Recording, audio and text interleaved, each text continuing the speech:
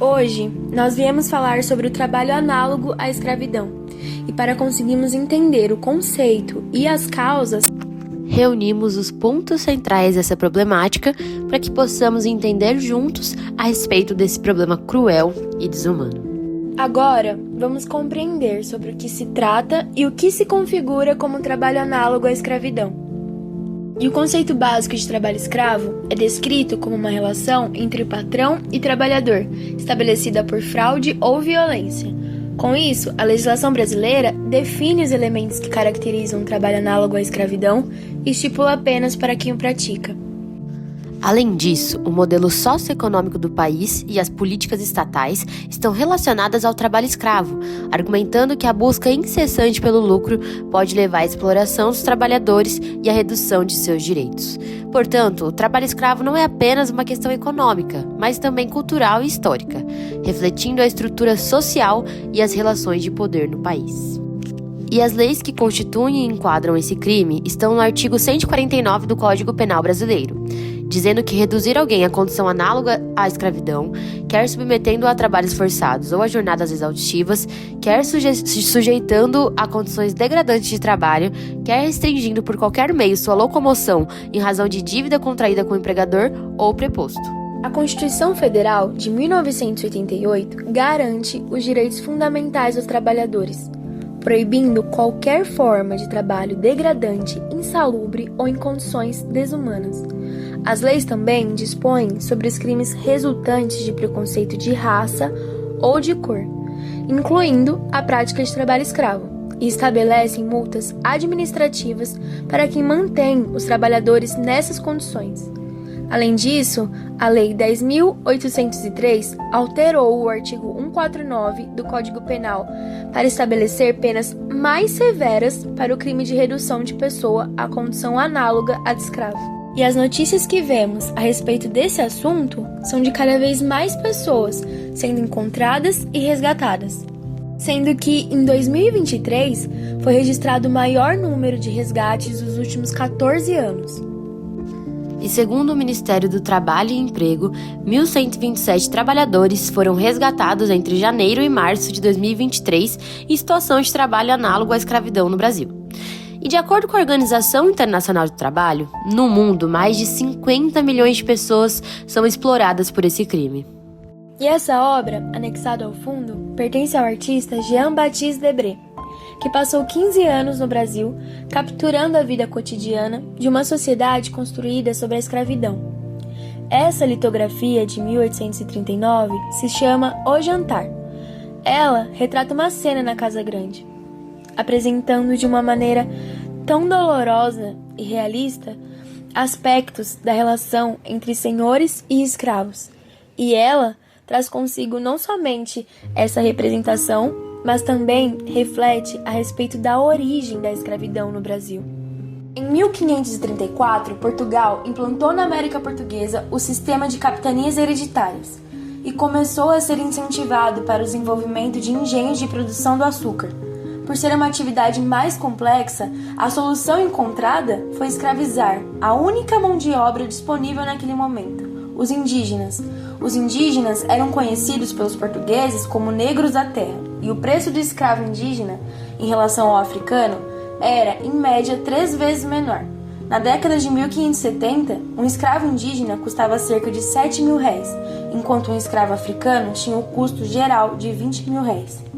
E o trabalho análogo à escravidão no Brasil também obteve, principalmente, as suas raízes na história colonial e imperial do país, quando ao longo de mais de 300 anos, cerca de 4.800.000 africanos foram trazidos à força para o Brasil, por meio do tráfico negreiro, para trabalharem nas plantações e em outras atividades econômicas, sendo brutalmente explorados, torturados e assassinados. Mas, apesar da abolição formal da escravidão em 1888, muitos aspectos desse sistema persistiram na sociedade brasileira. Ao longo do século XX e até os dias de hoje, diversas formas de exploração semelhantes à escravidão continuaram a existir, especialmente em setores como agricultura, construção civil e mineração. Essas práticas geralmente envolvem a coação de trabalhadores por meio de ameaças, dívidas fictícias, confiscos de documentos de identidade e restrição de liberdade e de movimento. E após terem sido libertas, as situações traumáticas, infelizmente, não são apagadas. As vítimas trazem marcas físicas e, quando invisíveis, são mentalmente dolorosas de serem transportadas no dia a dia. Esses traumas fazem com que as vítimas acabem desenvolvendo transtorno de estresse pós-traumático, ansiedade, depressão e isolamento social, pois muitas vezes as vítimas são isoladas de suas famílias e comunidades, o que pode levar a sentimentos de solidão e alienação. Baixa autoestima, adquirida através da desumanização e exploração contínua, dificuldade de reintegração e ciclo de perpetuação, pois as vítimas acabam em um ciclo de exploração onde a falta de recursos, educação e oportunidades as tornam vulneráveis. Brasil, o último país da América Latina a abolir a escravidão, mais de 130 anos depois que a Lei Áurea aboliu essa prática no país, ainda carrega consigo resquícios dessa época terrivelmente dolorosa e incomparável. Resquícios esses que são encontrados no trabalho análogo à escravidão, trazendo para as vítimas perdas irreparáveis. Atraídas pela esperança de mudarem de vida, se deslocam até esses locais com a promessa de que seus direitos serão preservados, mas acabam tendo os mesmos violados. Cedem a sua confiança a criminosos exploradores que as abusam e as colocam sob condições precárias e desumanas de trabalho. Portanto, agora vamos falar um pouco a respeito dos casos estudados de vítimas que passaram por isso. Hoje vamos falar sobre o caso de uma mulher mantida em trabalho análogo à escravidão por 33 anos em São Paulo. Ela nasceu no interior do estado e foi abandonada pela família biológica, que vivia em extrema pobreza.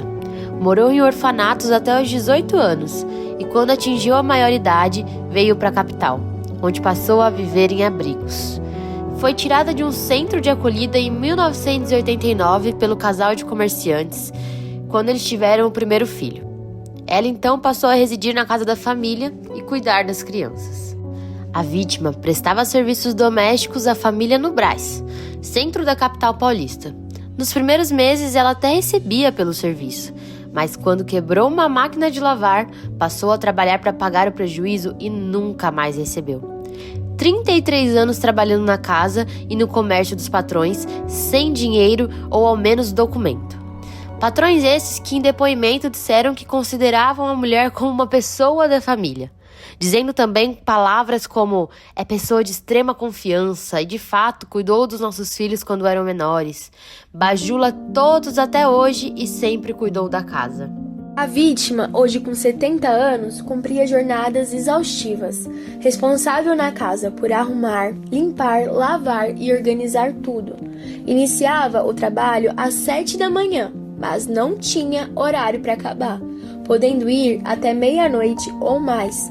A trabalhadora também precisava abrir o comércio dos patrões no período da manhã e aguardar os mesmos chegarem para retornar à moradia e dar continuidade às atividades domésticas. Ela vivia em condições precárias nas casas dos patrões, chegando a sofrer agressões físicas e constrangimentos morais. Foi resgatada somente em 2022, mas a situação horrível da mesma já era conhecida pelo poder público há 8 anos, quando foi feita uma denúncia anônima em 2014. Já a idosa, explorada por tantos anos, dizia se sentir uma pessoa da família. Quando foi resgatada, disse que precisava de autorização para sair e se despedir do casal. O MPT agora pede que os patrões paguem os valores devidos à idosa pelos anos trabalhados, que somam cerca de 500 mil. Ela foi acolhida pelo órgão, que tem uma equipe responsável por buscar moradia e assistência psicológica e financeira para vítimas do trabalho análogo à escravidão no estado. No segundo caso está a história de Pureza Lopes Loyola, uma mãe que se tornou referência no Brasil e no mundo pela sua história de vida. Pureza, para encontrar o seu filho Abel, que havia viajado em busca da sorte no garimpo em 1996, se infiltrou em fazendas durante 3 anos como cozinheira, testemunhando o tratamento brutal dos trabalhadores rurais escravizados. Ela enfrentou fazendeiros e jagunços e descobriu um sistema perverso de aliciamento e escravidão de trabalhadores. Meu amigo, como é que ele vive aqui? Como é que vocês estão ali? Como é que vocês trabalham? Onde vocês dormem? Debaixo de plástico, nessa rede, no chão. Não tem outro. Estamos devendo, tem que pagar. Examinar ali, não era meia hora. Meu amigo, meu filho não está aqui não, até logo, obrigado pela sua gentileza que você fez comigo, com a pobre da véia. Vou caçar meu filho adiante. Já ia levando as informações, só queria o começo da formação. Cavoaria, criação de madeira, rosto de juquira, tudo eu vi virar. Garimpo, tudo eu vi virar. Sailândia, Imperatriz, Rondon, Paraguamina, Altamira, Travessão da 8, Garimpo do Itatá, Enche Concha, Garimpo do Cacoal, Gurupi, Cidade Gurupi, o Rio, Conceição do Araguai, Santana, Redenção. É demais. Eu acho que ficou umas aí soltas pelo mundo afora. Após conseguir fugir do cárcere privado, Dona Pureza decidiu agir e denunciou a situação dos trabalhadores, que relatavam que tinham seus documentos confiscados e que se ousassem se rebelar contra os empregadores ou fugir, poderiam ser mortos. Cardoso, para aquele outro que morreu da Tupete, com o mel do Tupete, conversei com todas as autoridades dos outros países. Ele foi para o garimpo, estava no garimpo já há muito tempo. Ele mandou uma carta me pedindo todo o documento que tinha perdido. E eu passei a informação para Brasília e lá passaram um fax para o patrão dele. E um colega dele ouviu, que a Loyola, uma mulher estava caçando ele, estava lá em Brasília. Nós se encontramos por telefone. Ele disse para mim, espera daí uns 40 dias que eu estou chegando, e veio. Eita, meu filhão, quando eu te vi. O reconhecimento da história heróica da luta de Pureza para encontrar Abel fez com que fosse criado o primeiro grupo especial móvel de fiscalização para fazer cumprir a lei e garantir os direitos trabalhistas em todo o território nacional.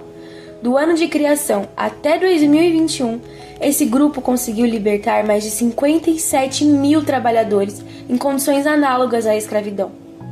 E essa história também virou filme e ganhou o título de Pureza, o nome da corajosa mulher e mãe. Em síntese, o trabalho análogo à escravidão no Brasil é uma realidade persistente que reflete profundas desigualdades sociais e econômicas, embora tenha sido feito avanços legislativos e institucionais para combatê-lo. Sua continuidade evidencia a necessidade de ações mais efetivas e coordenadas entre governo, sociedade civil e setor privado. A erradicação dessa prática requer não apenas medidas punitivas, mas também políticas públicas que abordem as causas implícitas, como a pobreza e a falta de oportunidades de trabalho digno.